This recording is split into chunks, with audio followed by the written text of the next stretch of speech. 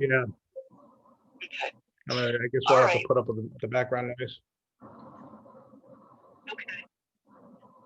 Well, I guess the other option is to to do conference John in too instead of doing Zoom. I don't know if that would be any better or not. Yeah, that's what I asked him to do, call my number so I could merge him and Keith as well. Okay. No, sorry, I mean John Cubitt too. Oh, If Zoom is creating all that static, maybe. Do you want to try to do that, John? I can give it a shot. Let me try right now.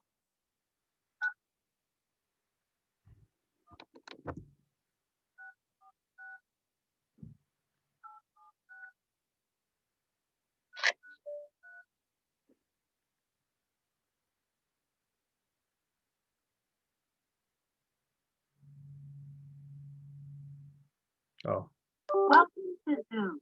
Enter your meeting ID followed by pound. it's making it in. Really? I think so. If you are the meeting host, please enter your host key followed by pound. If you are a participant, please press pound to continue. The meeting has not started. Please wait or try again later. Oh, see, that's what I got too. The meeting has not started. Okay, Kate? Yeah, sorry, I got stuck on the phone. It's been one of those days where it Okay. did a minute and it just wasn't going anywhere. Okay, so we're having some Zoom problems. I have you and Sharon on the phone, and I have John Cubitt and myself on Zoom. So we were thinking, and the background noise on Zoom is gone, so maybe we're okay. John, can you hear? I hear Kate fine. I hear you fine. Hey, Sharon. Sharon was breaking up. You still have a hard time hearing me? Well, I can hear you right now. Okay, they're both coming out of my phone now, so if you could hear, you should be able to hear both equally. Okay, if we have more issues, I'll set up a Zoom quick and send it, but go ahead.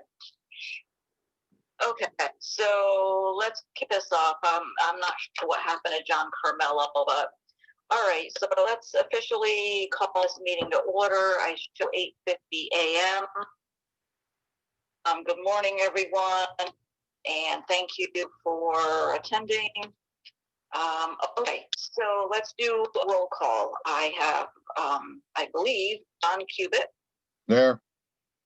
And myself, Sharon Nichols. We constitute a quorum. We also have in attendance today Tony Tazi and Kate Hedgeman.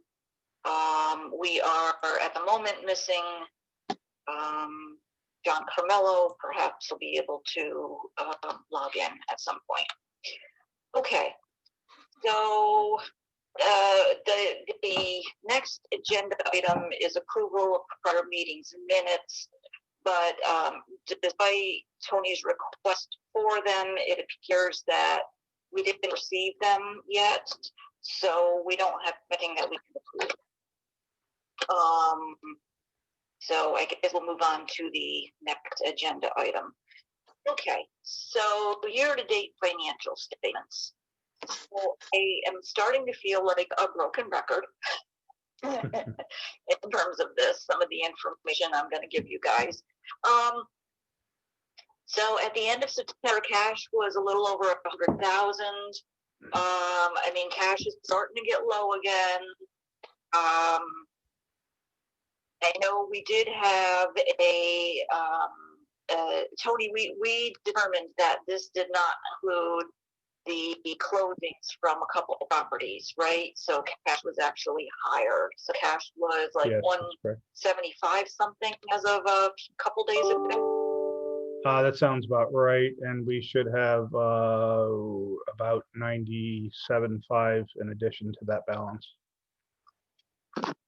as a result of closing for 24 McClelland and 3325 6th Ave.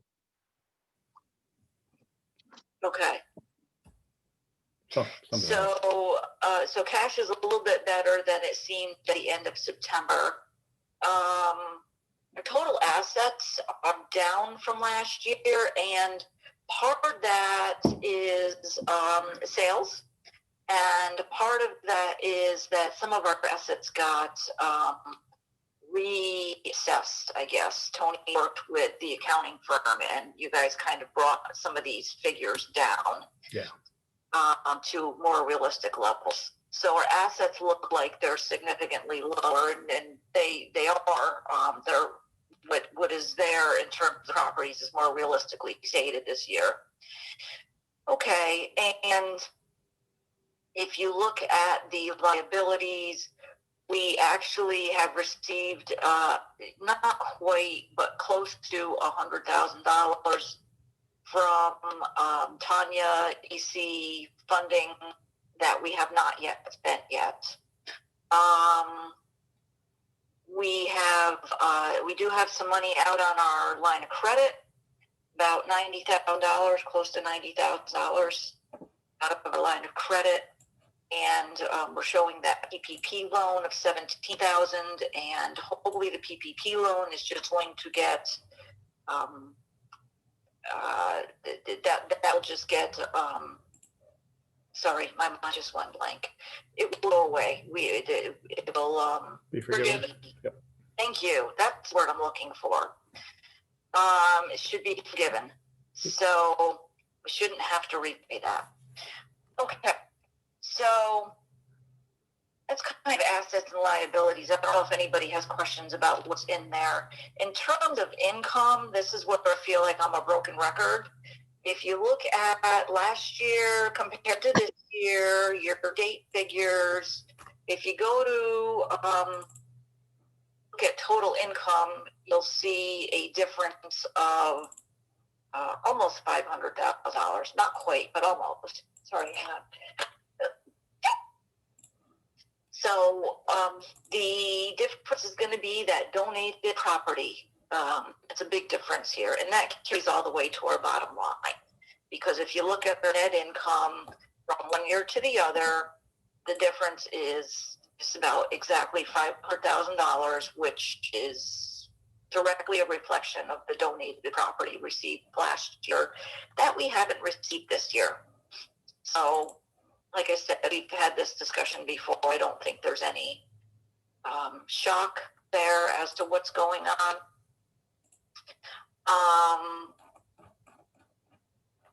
Don't know if there's anything else here that jumps out in the financial statements. You can see we reported a small, if you look at the monthly financials, we're showing a small profit for September. We were able to record some of that. Attorney General grant funds, record that as income converted over from the liability over to income, so it was earned.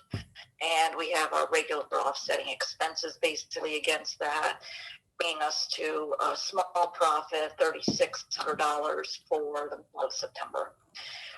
So we are positive for the year. We do show positive $70,000 or thereabouts for the year. I mean, that's a good thing. But it is a lot lower than last year. And again, that's attributable to the fact that we don't have the donated properties like we had last year. Yeah. So I think that pretty much sums up the financial statements. Does anybody have questions about that at all? No. Okay. All right, we have a couple of change orders that we need to review and approve. The first one is from Johnny Bow, and this is for 11 Winnie Avenue. And yeah, I mean, we can see what's in here. Tony, do you have anything you want to add? I'll just give a for the quick discussion. I'll just give a quick overview. As you guys will probably recall, when these specs were drafted, we were rushing to get them in place so we could position ourselves to be able to apply for the Ground 4.2 grant. So as always in my world, we rush to meet deadlines, and we don't really have the time we need to get things done. part of this change order is a result of that. Russ Reeves needed to go back in and do some additional stabilization design. He forgot a couple of closets in some bedrooms, so they had to be added in. And there were some odd and ends that Johnny Bobo suggested were needed or needed to be done a slightly different way, either because the engineering was overkill or because it just made sense to do it a different way. So that's kind of a combination. That's kind of where a lot of the stuff is coming from. I mean, the big price, $11,000, is simply the RFP did not include appliances. So, or electric, or cabinets, or plumbing. So that's again, that's very much the result of Reeves rushing through this. So the change order was expected. It just came in last minute to me. Tony, the change order was expected. Was this dollar amount expected at all? Is this reasonable to what you would have anticipated? I can't say that it's not. It's, you know, I was surprised that we didn't have the closets as part of the design. The stuff that I did expect were the, let's see, when someone built one of the bearing walls, they actually built the, you know, 2x4 wall with the 2x4s on the flat instead of the way it's supposed to be built, if you can understand that. So the wall had that unexpectedly, the wall had to be removed and replaced. And Russ, designed it to be a 2x8 wall, it looks like, if I'm reading that right. And the hallway had to be brought up to code, so that had to be widened. So there were odds and ends in here that, now I'm looking at it a little closer, that I think were mostly unexpected. Okay. There's, So is, I'm sorry, go ahead. No, I'm sorry, go ahead. Well, so I guess my question would be, is this within, are we going to be able to recover this cost when we sell the place, do you think? Yeah, I do. Or, okay. Yeah. So this is going to add to the value of the house? Yeah, it will. I could pull out,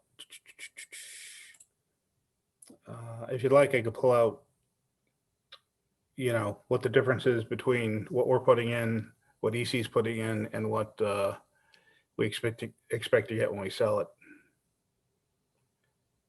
I'm okay with it as long as we're not getting buried in our project. We should have plenty of profit in this. Okay. Music to my ears, Tony. Yeah, no, well, the EC grant is what's making this financially doable. Okay. Okay. So, given what you just said, I don't see any reason we wouldn't approve this change order.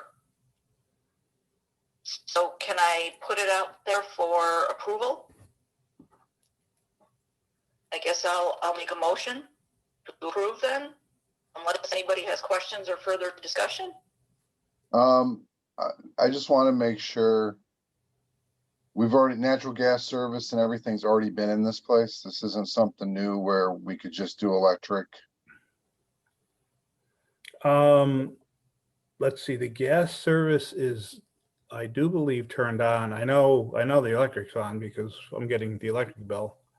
Right. Actually, let me take that back. I talked to Johnny Bobo yesterday, and National Grid said that they wanted the meter relocated from the basement to the exterior. Right. That's going to cost us $800, which does not show up on this. That will show up on one of the National Grid bills that comes directly to me. And that's out of our control. That's something National Grid is insisting on. It's probably, you know, it's probably the new, the most current electric code, National Electric Code. Yeah, we had to do that at our house. Yeah. Okay. So that is, so $800 is not shown on that. I actually do expect another change order for additional structural work in the basement. We've been waiting for Russ Reeves for a long time to get that done. And it was supposed to be done last Tuesday. For the third time, it was supposed to be done last Tuesday. So I've got to push him to get that other one done. I have no idea what that's going to cost. All right, well, I'll second Sharon's motion. Okay. So that's approved, Tony, so you can go ahead with that. So I did hear a 2-0 vote, right? Yep. Yes, you got an approval. Yeah. Just for the record. Okay. Okay, Thank you. and you're welcome. And the next change order we have in front of us is for C for 54 Fifth Avenue, correct? Yes, Yes, and okay. this was another Okay. one. This was another one that was fully expected. When this project started, there were some unknowns for some structural components in the cellar. And also when C got into it, they suggested to us, hey, you might want to have us pour a concrete floor in the basement to take care of some moisture problems.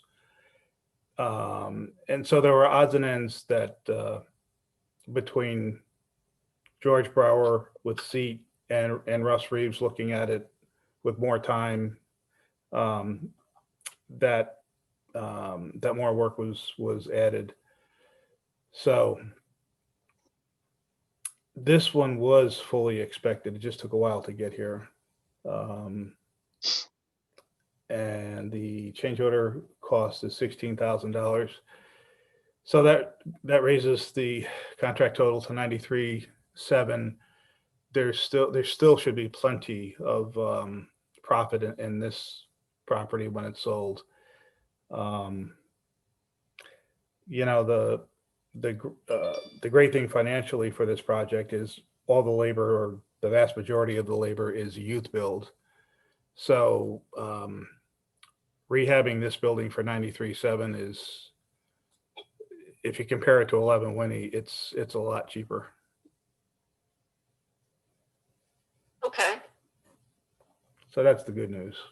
And I don't anticipate any other change orders from this project. I mean, there might be, but they wouldn't be anticipated. Okay. All right. So given what you have discussed, and you're fine with the $16,000, you think that's a reasonable price, Tony, obviously? Oh yeah, with free labor, that's dirt cheap. Okay. Yeah. Okay, so given that, I'm gonna put it on the floor. So I'll make a motion to approve it. John, do you have any questions? No, price looks about right, so I'll second it. Okay, Okay. you got your approvals, Tony. All right. Thank you, guys. You're welcome. It's a good thing because Seat's already got half of it done. Just took them a while. It took them a while to get the paperwork, the change order together. Thank you. Okay, you're welcome. Try to keep everything moving forward here. Okay. Tony, are you having anything else that you need us to help on in terms of projects and process? Are you having any other financial issues, delays? Well, I am, as I mentioned before, I'm running into problems getting Russ Reeves to do change orders for more structural work at 11 Winnie, and that's the stuff that was expected. And also at 3229 6th Avenue. At 3229, it's a kind of a precarious situation. It turns out there's an enormous amount of asbestos on the roof, so Russ is going to try to design a way to fortify the roof, encapsulate the roof without disturbing the asbestos, because that's probably our cheapest way out. but he just hasn't gotten to anywhere close to getting that updated spec done. So I talked to Johnny Bobo yesterday, and we're kind of getting worried that if we get a heavy snowfall early, that roof could collapse. So, we're into October 20th. So what do you think is the best way to proceed with such an issue? I mean, do you want to talk to Russ about prioritizing that before some other requests that we have in for him?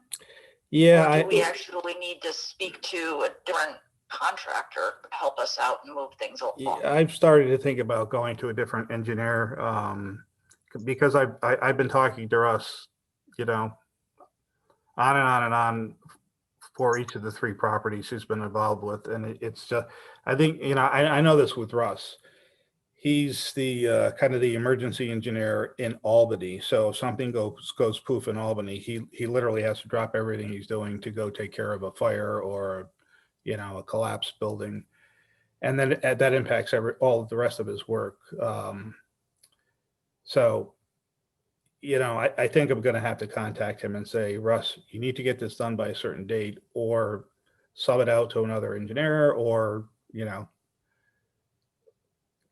let us just go get another engineer to get this done, because it's starting to get a little tight. And it is slowing down 54 Fifth Avenue. Johnny Bobo's done really well getting work done, getting work as advanced as he can, but he can only go so far. So those aren't, I mean, I guess they're financial issues because we're waiting for change orders, but we're not going to get the change orders unless we know what the work is.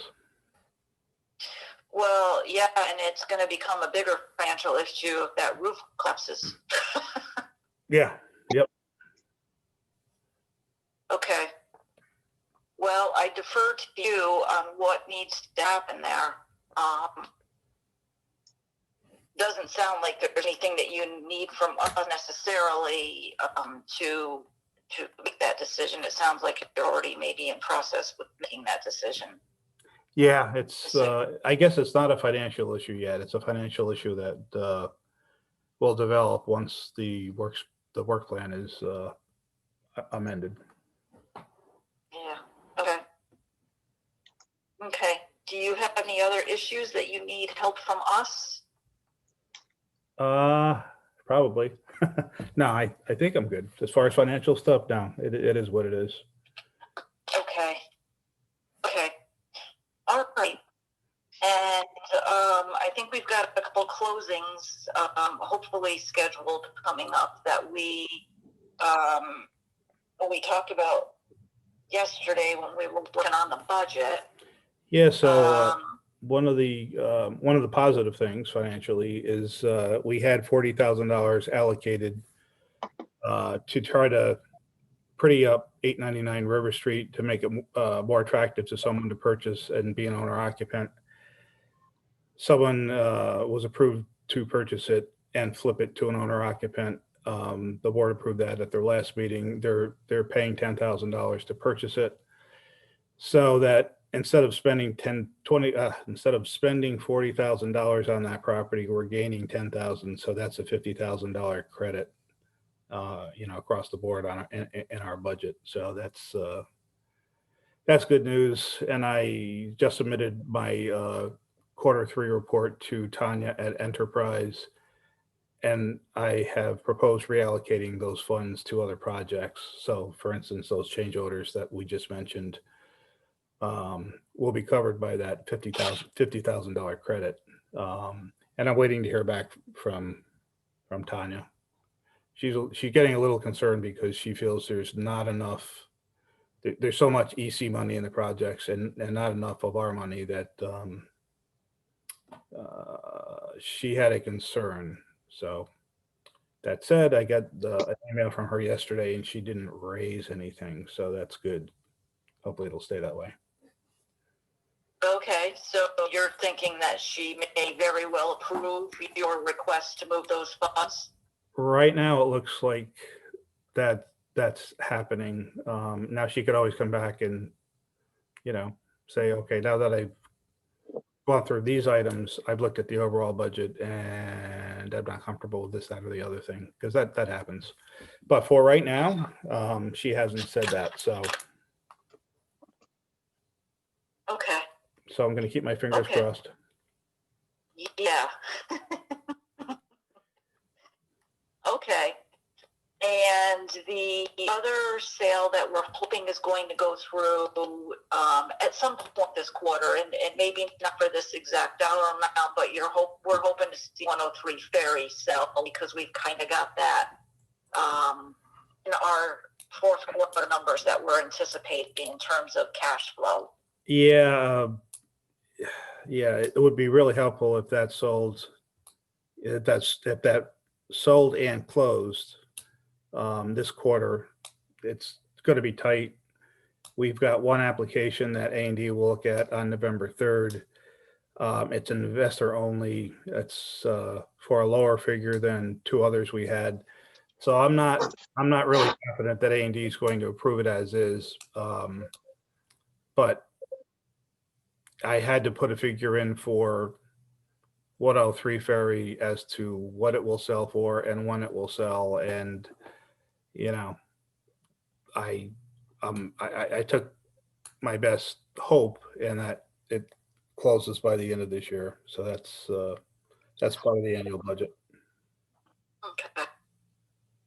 Okay, so we're going to cross our fingers on that one, because Okay. we've got that Yeah. in our cash. So John and Kate, Tony and I worked together yesterday for a while to determine cash flow through the end of the year and to figure out where we were likely to be, given some assumptions. And it looks like by the time we get to the end of the year, we're going to be right at break even. We're going to burn through basically all of our cash. And so we will have to access our line of credit, the amount that's still available. So, and I tell you this because the next thing I want to bring up is the budget. Because we need to get our budget approved. We need to present it to the board tomorrow, get it approved. It's going to need to go up on the website. So Tony and I had to, first of all, work through cash to kind of see where we were likely to be cash-wise between now and December 31. So we worked our way through that, and we basically came up to, we're going to be at, like I said, break even. I actually showed just possibly a very slight deficits, but there's a lot of wiggle room there. So we did work through cash to see where we were going to be. We do have some assumptions in there, one of them being that we will sell that 103 Ferry property by the end of the year. Hopefully that's going to happen. If not, we'll have to access our credit lines sooner rather than later. But we do have the credit line available, and we do anticipate needing that probably by right around the end of December, and perhaps even sooner. But as Tony and I discussed, I mean, the Pioneer Savings wanted their money from that credit line to be basically the last money into the project, and we are anticipating 791 River to be sold in first quarter of 2021. So this would basically put them in as pretty much the last money in the project. So there shouldn't be any pushback on accessing that line of credit, getting those funds when we need them.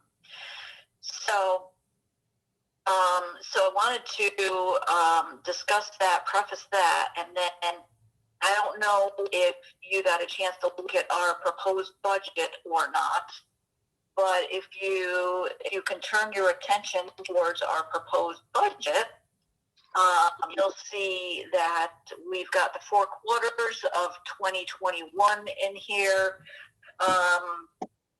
Keep in mind, quarter 1 and quarter 2 is when we have the OAG funding through. that funding is supposed to end as of June 30th. So you don't see any additional funds rolling into Q3 or Q4. And in fact, we only show one little itty bitty sale in Q3. In Q4 doesn't even show what the income right now. Tony and I worked through the numbers as we could and as realistically as we could. And this is what we come up with. There is a schedule of sales of properties that we were working on yesterday.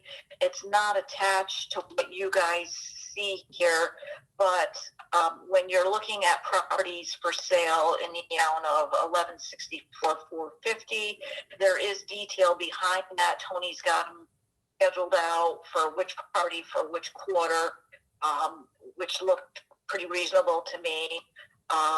Like I said, in Q1, it includes the sale of 791 River and 11 Winnie. That's how we come up with the 610. 791 River hopefully will be sold for about 430. 11 Winnie is on for 180. That's how you come up to the 610 in other, what we call other funds in Q1 of 2021. And Q2 of 2021 Tony shows the sales of 54 Fifth, 3229 Sixth, some Beacon lots and buildings, and then there's some smaller sales of 822 River, 836 River, 785 River. And that's how we came up to the 550, 450 in sales there. The little easily $3,000 in sales is to expected in the third quarter. So Tony scaled out all these properties as best as he could. They'll be sold and the rough amounts. That all looked to me. Do you guys want to see any detail behind that, or are you comfortable with the total amount or what I just went over? Do you want more detail there? That comprises the 1164,450, because that is obviously a significant amount of what we're budgeting for the upcoming year. No, I don't think I need any more information. All I can do is keep hoping that we'll eventually be able to sell 791 River Street.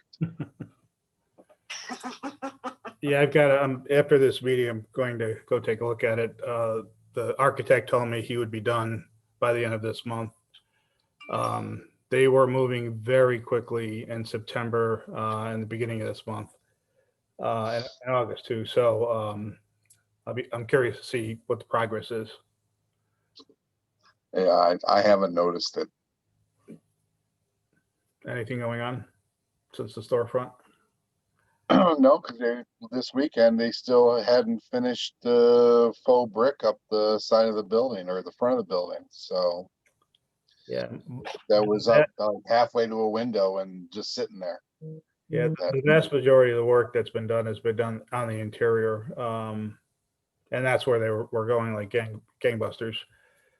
But again, that's why I want to go take a look at it today in advance of tomorrow's board meeting. I haven't heard from the architect, which usually means something has slowed down. So. Yeah. I mean, other than that, that's the only property that really, really concerns me, because we've got so much historically tied up in that property. I know. Yeah. And when it's gone, I will have cause, to celebrate. Everything else looks. Yeah. I'll be on a bender for a week. Everything else, as long as we can. Yeah, as you're pointing out, John, out of that 610,000 that we have scheduled for Q1. Yep. Out of that number, that the sale of 791 River is 430 out of that 610. So it's a significant block, and we're hoping and praying that we get not only the amount, but we sell it in that quarter and kind of get that off of our plate. Right. Okay. I mean, everything else is really what it is. I guess I think the good news on this, if it can be good news, is for the second half of next year, we can only gain revenue. So, you know, if we find grant funds, then that will help with this budget. And the budget actually doesn't look all that bad No, as it is. So I guess the bottom line is it is what it is right now, and things can only get better. Yes. I think and So, hope. sorry, go ahead, Tony. Well, I just things can only get better. I think and I hope. Yes. Well, so let me provide a little bit more explanation here. That is, if you look at the total OAG column on the far left, you'll see that the funds coming in are the exact amount of funds expended. So OAG funds basically zero out the year. So what we're basically going to be, where would be showing that profit from would be the sales of properties, basically. That's what we're coming down to. And so if you look at column E, our grand total, I mean, it looks like we would be in good shape. We would be like 650 grand at the end of the year to the good if we were to sell all the properties and pay all the associated expenses. I mean, it looked like we're in good shape. That's all good stuff. What concerns me is, you know, Tony and I didn't know what to schedule in terms of income, if anything, for Q3 and Q4. We don't have anything right now in the hopper. It's not like we would see and we think, oh, there's certain grant programs out there that the land bank is going to be eligible for. Like, we can't put our finger on anything in particular. And so we prepared the budget showing zero income for those 2 quarters. I'm not sure if that's a good idea or if you guys feel that we should show something in Q3 or Q4, even if we don't have exact figures. I don't know. What do you guys think of this? I'm not sure that we should two-way, not have something for each of the quarters, but be realistic that we may not have anything in Q4. We just don't know. Yeah. I mean, we don't want to overestimate, but we also don't want to shoot ourselves in the foot and have that come back to haunt us.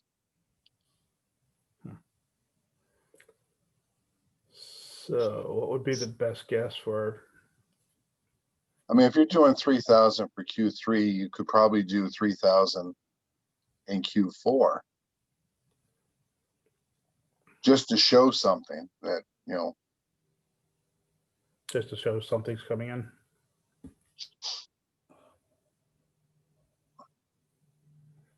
How much are you suggesting, Tom?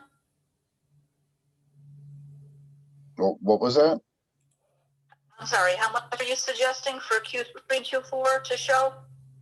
Well, just if we're doing 3,000 in Q3 and 3,000 for Q4, just to show that, you know, even if it's getting vacant lots turned over,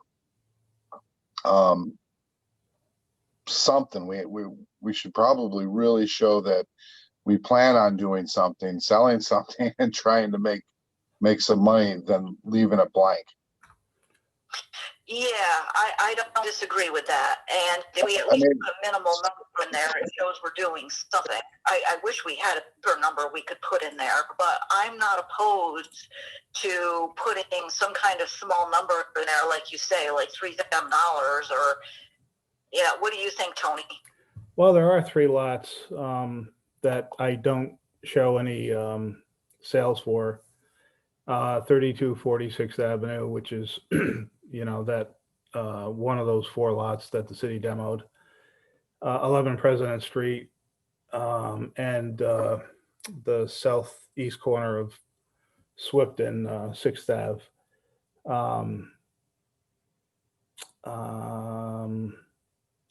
So I show those at $1,000 a piece. I'm so, sorry. So, I mean, we could say, just as John said, $3,000 in Q4. Okay. I would probably feel better about that, just so it doesn't look like we're sitting on our hands.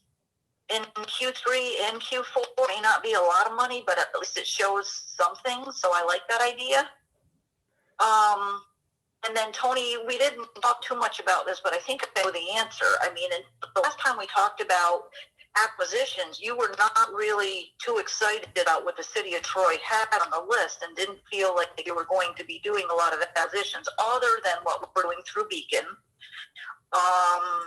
So I don't think you were intending to have a lot of acquisitions that we could pick up and turn around and sell later in the year, unless I'm mistaken, unless something's changed. Well, yeah. So Sharon, that was based on the second round of foreclosures for the last cycle. And that's when I said, you know, these are all the leftovers that we weren't interested in we were not interested in before. But the city has not released its, you know, its new round of tax foreclosures.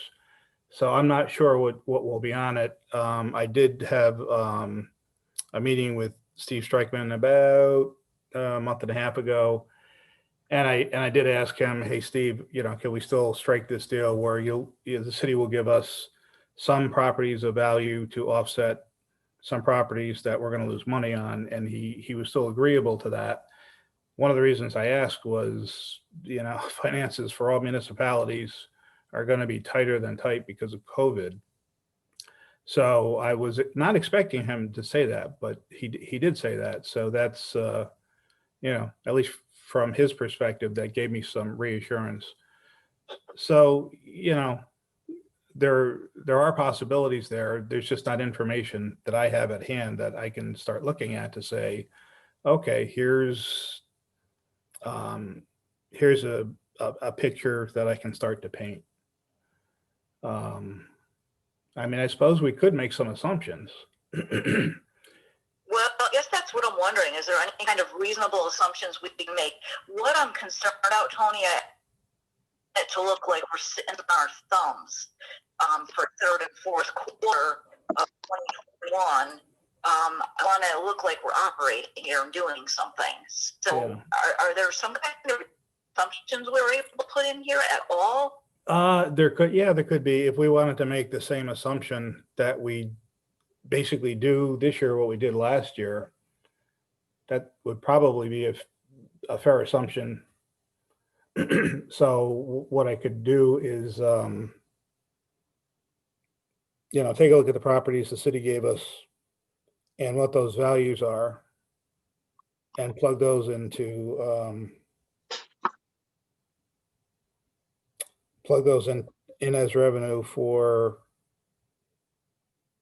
actually this quarter.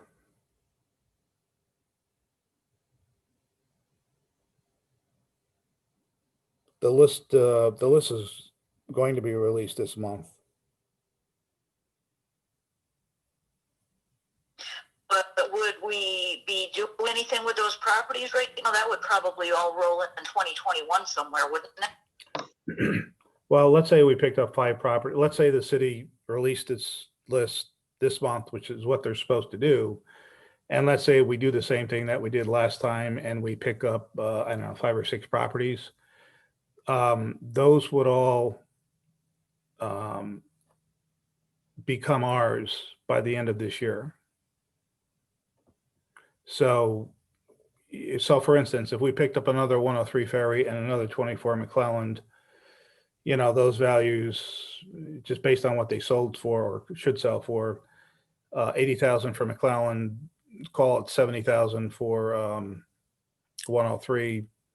So that's $150,000 revenue coming in. If we pick up 3 distressed properties, they'll be worth $20,000 a piece, maybe. I mean, that's the kind of guesstimate I could plug in here. Okay, and then would we have, could we also plug in some kind of estimated associated expenses as well? I mean, Yeah, well, we would have to, and the tricky part on that is, it'd probably be close to break even. So, Yeah. yeah, well, so, well, that's okay. At least it looks like we're doing something. I feel like, because I mean, we want to also show, we have to remember, this is going on a public website. We want to show that we're still pursuing our mission in some manner. You know what I'm trying to say? yep, I do. So, So, John, how do you feel about that? As lo- as long as we can get a good estimate, because I keep flashing back to, I hate to say it, but 791 River Street. And because of the number of years we've had that property in our possession, the amount of money that was thrown at it originally just to take the back of the building off, just to find out it's going to be way worse than we ever dreamed of. But I'm also thinking that from what I've seen on the city sales, what's been sold for the properties, there's been an increased number of people actually submitting bids for those properties on the list versus what it was just a year ago. And not just for the properties, but even for just, vacant lots. So I don't know how the administration's going to look back and say, well, okay, let's do these properties for land bank, but here we've got all these other properties that are selling to people now. I don't know if they're closing. That's how I see the new list. Well, I know that. I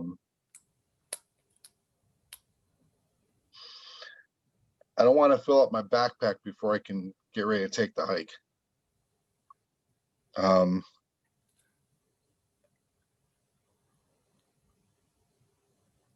And I think until we see what this current offering is going to be, it might be a bit risky. Unless they want to open up that. If we were to show something like Tony was suggesting, where we show income roughly equal to expenses at some point, say Q3 and or Q4, spread it out or whatever, would you be comfortable with that or not so much? Well, as long as, I'd be comfortable with it as long as it's not exceeding what our current inventory is. Thinking that if we've got 10 houses still, 10 properties, we're not overshooting what we've already got that we could potentially just get rid of for that same value without taking on new ones. Like I said, with the vacant lots, if we've got 3 of them, they're $1,000, they're $3,000, we could propose taking on 3 more lots if we've got something that we can actually do that with, just to ensure that we've got something of value to get rid of before taking on or incurring deeper debt. Well, if we were to do pretty much what we've done this past year, like Tony said, where we get a couple properties of value, and then we get a few that are, not much to write home about. But if we were to kind of replicate those type of figures, so are you recommending, Tony, he said about 80,000 for one, 70,000 for another, and are you saying 20,000 times 3 for 3 different properties? Is that what I heard you say? So here's what I'm saying. If I partially replicate what we did last year, i.e., we received 103 Ferry and 54 McClelland, and we received 54 Fifth, 11 Winnie, 3240, 3229, and 7 Park Avenue. So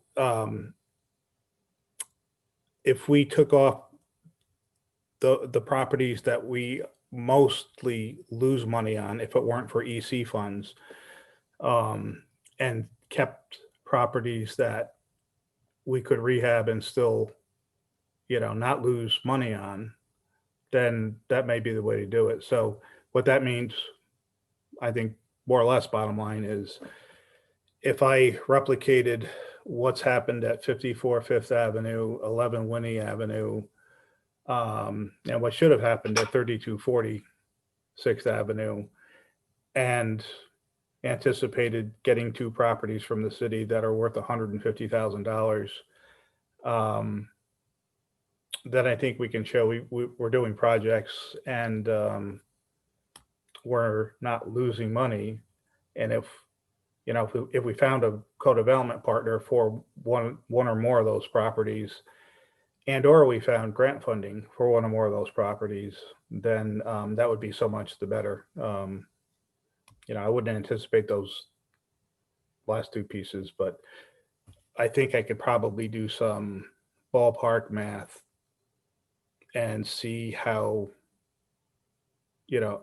using the properties we had before, or some of them, to see how the math would work out in this budget. Do you follow what I'm saying? Oh, yeah. Yeah. Yeah. Sorry, go ahead, John. No, I was just agreeing. That's the only way I can see us showing activity and being able to point to, why we think that. Well, I think it's a reasonable basis because, John, I understand your concern. I truly do. I also think we've gotten more careful about the properties we've picked up over the years, so I don't think we have quite the same dogs as the 791 property. I mean, would you agree with that, or are you just that gun shy that you just don't even want to put something on here? No, we have to put something on there. I'm having a hard time being optimistic that we're going to be able to obtain quality properties from the city. Though Steve might agree with it, Others might not. Others might not, and people are starting to find out that unless properties have been foreclosed, and I've got two of them next to me, the banks are seriously considering selling them themselves. And they were able to put enough money into them to be able to make them back to market value. And they were not in good shape, and they did shoddy work, but still somebody will buy them before they get to that point where the bank's going to release it and go through with foreclosure proceedings. But yeah, I think, what's our lowest property of, is it Ferry Street? For value? Well, Ferry Street was valued at $105,000 by Greg Tobin. What about Winnie? Let's see, what do you got for sale? I'm showing Winnie at 180 for Okay. still in Q1. Okay, that's the figure that I believe came from Heather. So, I mean, if we just base it on those two properties, and we might be okay. you're saying 11 Winnie and 54? Yeah. Okay. So if we made the assumption we're packaging essentially a future 54 Fifth, 11 Winnie, 24 McClellan, 103 Ferry, I can tabulate how the math works out on that and put it into the annual budget. Okay, so are we agreeable that we're going to put something, or that where are they going, Tony? Are they going in Q3 and Q4 by the time we do what we need to do with them and sell them? Or is that what we're showing them? So we're going to receive those. We would receive those properties this quarter. So that would help show cash flow. but then we'd have to start spending money on, so we'd have to program them, I would say, in the first quarter, float an RFP. And then have work start, maybe the second quarter, probably the second quarter, and then have it run through the rest of 2021 to completion. And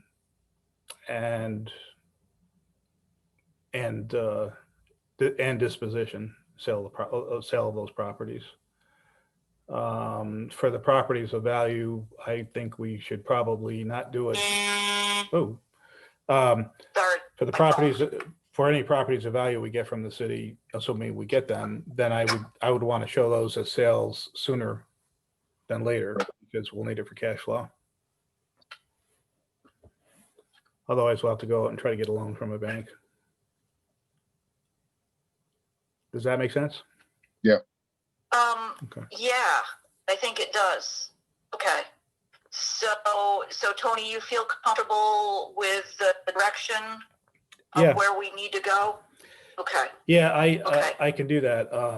The only question I have is, who do you guys want to review this before it goes to the board tomorrow morning, or do you want to just trust me? I don't mind taking a look at it later on if you Okay. can pull it together. Yeah, I can. It's I'll just use the numbers from what we know from the buildings we have now, Okay. and maybe beef them up a little bit to be conservative in terms of in terms of rehab cost. John, do you want to see numbers like this evening, or you just want to wait for the big reveal tomorrow? Oh, surprise me. A little sarcasm there, John. Hey, no, if it's going to be what you're saying, then no, I'm fine with that, as long as we're putting something in there and it's realistic. That's the only way I can think of coming up with something we can point to and say, this is where these numbers come from. Right. So. Okay, well, I like that plan. I think that's a reasonable plan. Tony, you've had preliminary conversations, which would indicate that would be a reasonable thing to include in the budget. I mean, what we can't really include at this point is any grants that CEAP might be able to come up with, because we literally have no idea what would be, what dollar amounts they could possibly be or when they would land. But I think it is reasonable to include, to kind of replicate what we did last year, since we did that fairly successfully, we think. Well, yeah, and I think if we don't include a demolition, we'll save a ton of money there. And if we can avoid a stabilization, we're 3229, we're putting in, I don't know, $80,000, and we're going to get 20,000 to sell it. And the only thing that makes that math work is the enterprise funding. So if we don't do that, and we go with the more traditional profit-making models of 11 Winnie 54 and what 3240 was supposed to be, then I think that's a pretty reasonable way to show how we programmed, this year's budget. Okay, Or but we next year's probably budget. need to show some kind of sort of dogs that we're going to take on too, don't we? Because isn't that going to be part of the deal with the city? I think it's going to have to be, I think part of this budget is I'll be able to use this to show the city, if you give us a property that's going to cost, that we're going to lose $100,000 on, you're going to lose your land bank. Or you're going to have a land bank deeply in the red. I think they'd understand that. One of the things that I just want to mention for information purposes is most of the grants that I'm aware of are for money to be put into properties. They are not operating grants. And therein lies the problem for all land banks across New York State. So I think if we were to look at Neighbors for Neighbors, which is a program off the top of my head, that program helps with additional dollars to put into properties.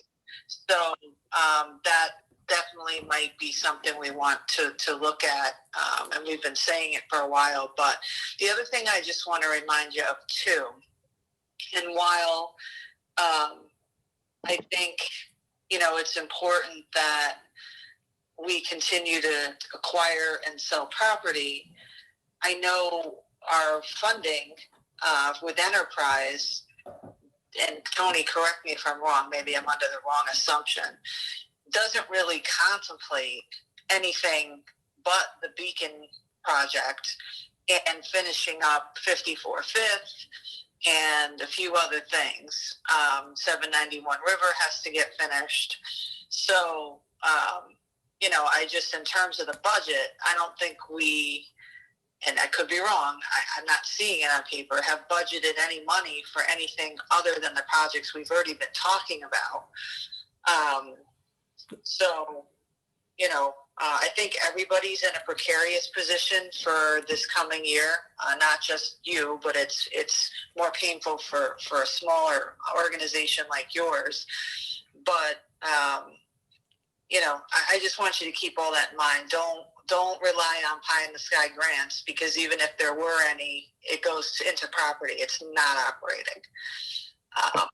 And you have to have properties in mind to even apply for that.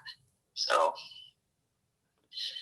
what I hear you saying, Kate, is we better make sure we acquire some properties and we get some kind of inventory to work with in order to be able to even apply for some additional grant funding. Right. I mean, it's successfully been done, and the Neighbors for Neighbors, I think for Albany, was another 400,000 roughly that came in. But you know, the properties themselves have to be programmed. But I think the single most important thing, and we all know it, and it's been said a few times, is what John Cubitt just said, was we don't have a lot of high quality and I guess what high quality is sort of that definition of beauty's in the eye of the beholder. But you know, Troy can give us some real dogs, and we're going to be in a position because we don't have the funds to do it. And you know, they don't have the typical properties that we could get our hands on and flip pretty quick, because they're in decent shape.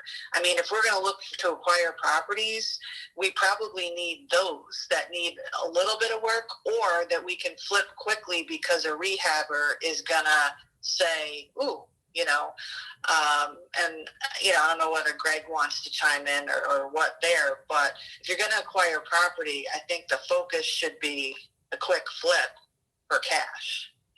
Yeah, that's what I'm saying. So if next year was this year, instead of, you know, we initially were going to put some money into 103 Ferry and 24 McClelland, and weather hit us, COVID hit us. So turning those properties around, well, we still have to turn on 103. That took much longer than we anticipated. What I'm saying is going into next year, if we make the same assumptions as some of the programming we have for this year, then, you know, for the properties that have value, I would say let's just turn around and sell them. You know, if we have to put some minimal money into it, do it quickly and just get it on the market, because the market's hot. Yeah. So that's what I'm saying, Kate, and I think that's what you're saying too. Yeah.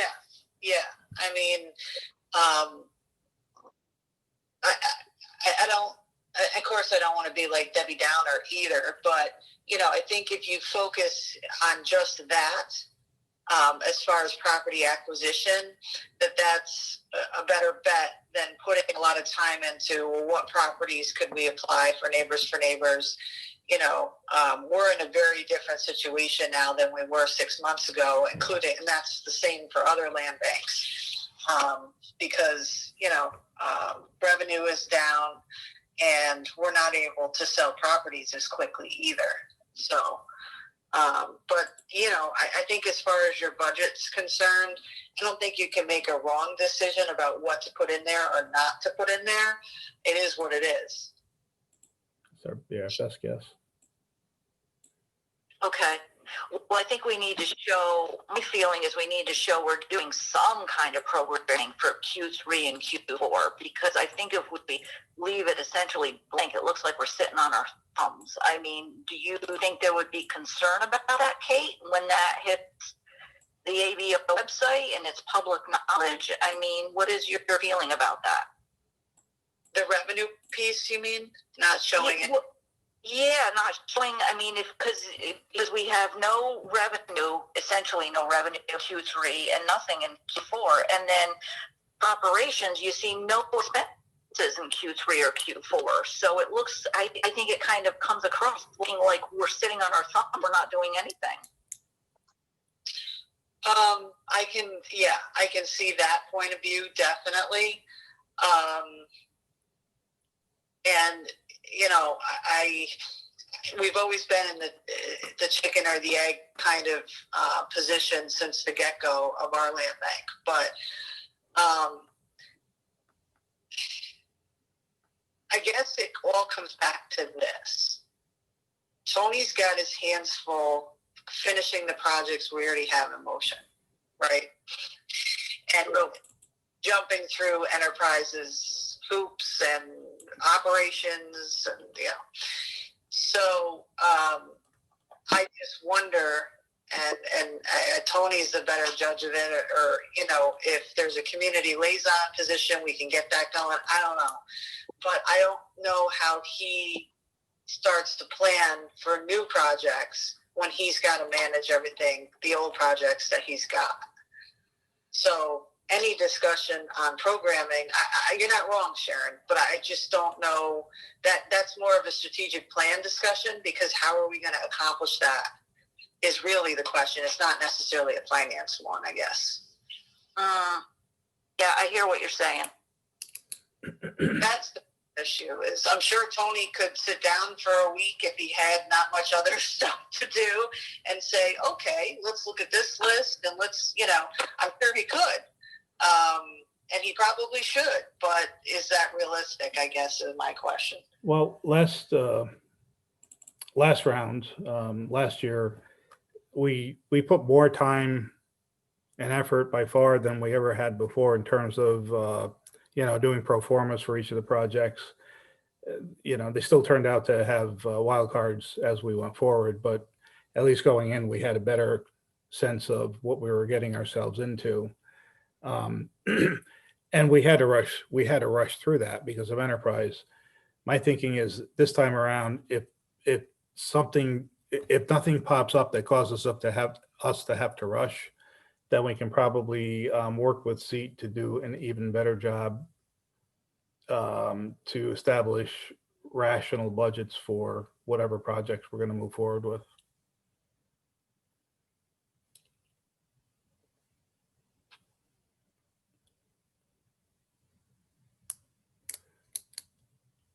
Okay.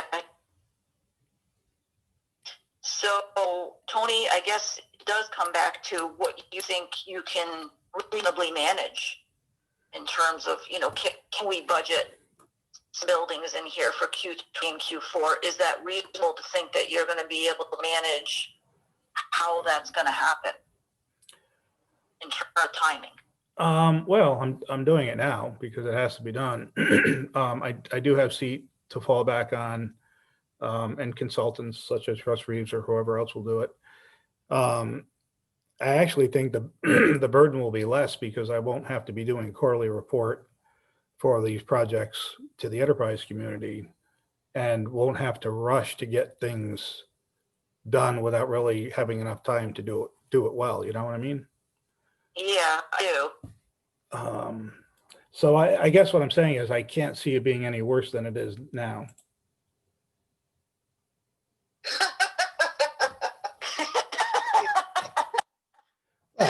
it can only get better. If I'm doing it now, you know, even if it's partially half-assed because of time constraints, then take out enterprise community administrative burden, and it can only get better. It can't get worse. Okay. So if you think it's reasonable to put some kind of programming into Q3 and Q4, I would probably like to show something, but I think we should probably be cautious what we put in there so that it's at least within reason of what we can do in terms of resources, not only financial resources, but your time.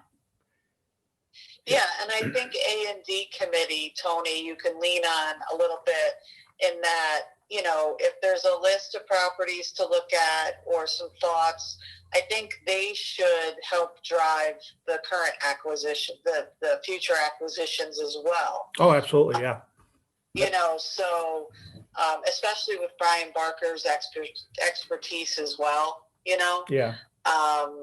So that's a good example of having more time. You know, if we had more time last year, what I would have loved to have done is to ask Brian, hey, can you walk through these buildings with me before we jump in? I think there'd be time to do that. okay, yeah, I mean, I guess, Sharon, it's okay to be conservative. And I think, you know, if a question comes up, we just say, we do plan on, you know, future acquisitions. This is a placeholder budget. It always is, you know.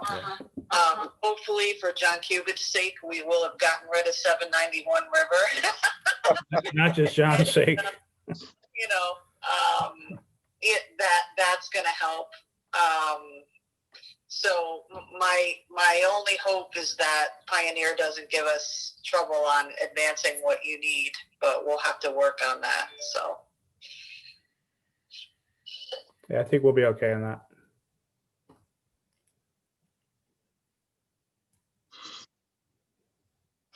I mean, so right now, I mean, the budget is showing some nice numbers. I mean, assuming we can sell these properties for what we think we can sell them for, and that includes working with Beacon. Like $370,000 in Q2 is related directly to Beacon. So that's a good portion of Q2. So assuming we would sell these properties for what we think we can sell them for, we're in good shape here in terms of, you know, we should have a pretty good net income at the end of the day. So even if, you know, we put things on Q3 and Q4 sort of cautiously, at least we show we're doing something. I think that would be a good idea. That's my opinion. Just so that it looks like we're doing something. We want to look like we're still accomplishing our mission. And then meanwhile, we can work on something like Naked for Neighbors, or have SEAT look into other potential grants for us. But we're going to have, as Kate said, we're going to have properties to work with. So we need some kind of decent, semi-decent property. So hopefully we can get something from the city of Troy that we can work with. I mean, we need inventory in order to be able to make any kind of progress here. Yeah. So if I make an assumption that we have another 54 Fifth Avenue where we, you know, we do a co-development with SEAT, and we have another 11 Winnie Avenue where it's strictly, you know, put money in, sell the property at a profit, hopefully, after taking into account the properties of value that the city hopefully will give us. You know, then I think we can build a budget that I think will be fairly reasonable, because it's going to be based on, you know, actual projects that we're doing. And when I crunch out the numbers, I'll use conservative numbers. So Okay, that's what I'm thinking. okay. So I'm good with that, and I can take a look at that later, Tony, Okay, thanks, Sharon. before we go and present the whole thing to board. Okay, all right. Any other? I gotta Go run, ahead. you guys. Okay, thank you, Kate. See, Kate? Yep, bye-bye. Any other questions or concerns about the budget? I'm good. Okay. Okay. So, the next thing I have on our list is to discuss the Form 990, because at this point in time, we have not received notification that we are exempt. We don't know if that will go through. We're still waiting to hear. So at the moment, we still are required to file Form 990 that is due by November 15th. We are on extension. It is due by November 15th. Tony,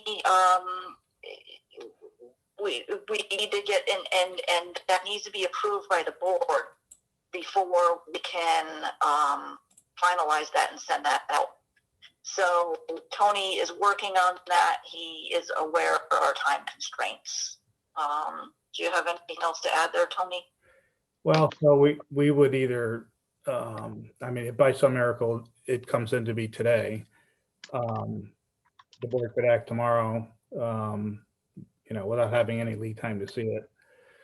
Or we could have a special board meeting on the 28th or November 4th or November 11th. And then it will get filed. And I'm sure we're not going to get an exemption before it needs to be filed. So that's what I'm looking at.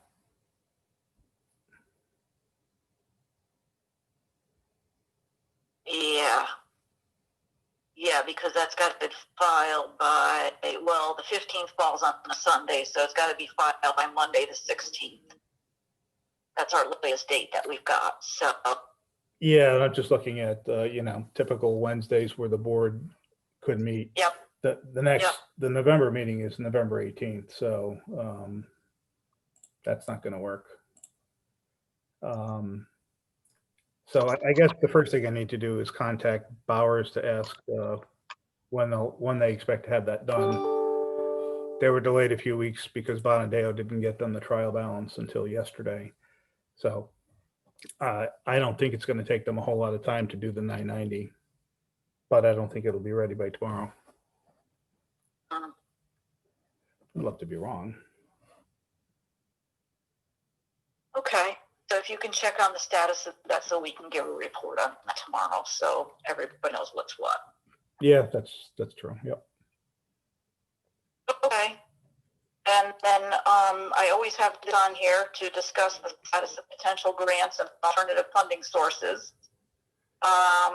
We I think at some point we really need to get looking at that for us. Yeah, I know. And also, Kate mentioned Neighbors for Neighbors. I don't know what other programs she might have in mind, but I think we're I don't expect us to see any more AOG funds. And I mean, when I look at the budget, it kind of becomes glaring that we need some additional programming. We need some strategic discussion here to figure out what we're doing going forward without AOG funds. So I don't know how that's going to come about, but I want to, I just want to keep bringing it up. I don't know. Seat had suggested that we have a few strategy meetings, with some of their folks and some of our folks. And they mentioned that a while back, and it hasn't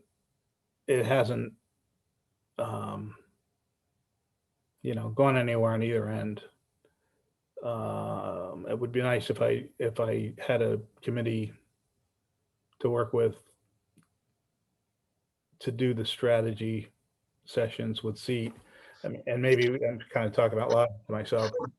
Maybe if we had our subcommittee established, that would push seat to get something on their calendar so we could start talking about it. Yeah, you know what, Tony, I think that's probably a good idea, is to establish a subcommittee for strategic planning. Yeah. Kate would probably have an opinion on this, but I think there's something more formal needs to get into place to get everything moving forward, because just relying on you with your super busy schedule is not likely to make it happen. I think you need more people involved. You need more. I think you need more resources to work with here. So I think that's a very good idea to broach the subject of a subcommittee for strategic planning, to find some other sources of revenue and programming options. So maybe I can add that to tomorrow's agenda, or at least discuss it. Yeah. Well, I think it's necessary, because to me, when you look at the budget, it's pretty glaring, so. Yeah. Oh, yeah, it definitely is. It's going to be a challenge. I mean, there's going to be less grant funding and more need for grant funding at the same time because of COVID. So. Right. Okay. All right. Well, John, do you have anything else that you or Tony, any more discussion topics here before we close things up? No, I think that's it. Okay. All right. So I would make a motion to adjourn our meeting. And Right. Tony, I will plan to talk to you later about the budget so we can finalize it before tomorrow's meeting. Okay. So I'm going to put a motion to adjourn. Second. Okay. 10:09. All right. Thank you, guys. All right. Thanks, everybody. I'll jump into the Yep. budget, Sharon. Okay. Thanks, Tony. I'll talk to you later. All right. Okay. Bye-bye.